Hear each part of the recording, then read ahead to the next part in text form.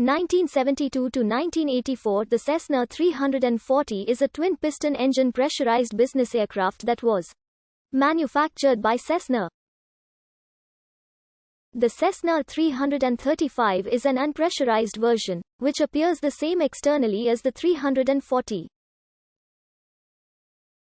It sold in fewer numbers than the 340. The 340 was conceived as a cabin-class development of the successful Cessna 310. The 340 is a 6-seat aircraft, with 4 passenger seats, an aisle and an air stair door. The tail and landing gear were based on the Cessna 310's units, while its wings were from the Cessna 414.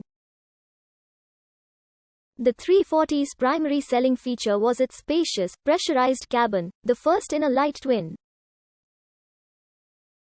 Work on the 340 began in 1969, and the first aircraft was delivered in 1971, behind schedule because one of the prototypes crashed during flight testing in 1970. The early models have 2 turbocharged Continental TSIO 520K engines with 285 horsepower diameter propellers to reduce noise and meet ICAO Annex 16 noise requirements.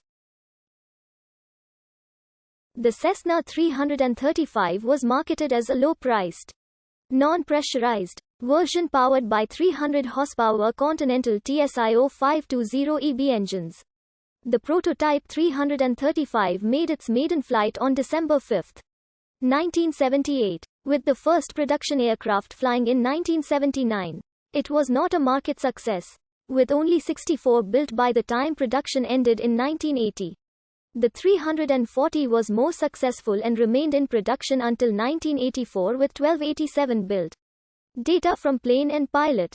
Airliners.net. The Incomplete Guide to Airfoil Usage. General Characteristics. Performance. Aircraft of comparable role, configuration, and era.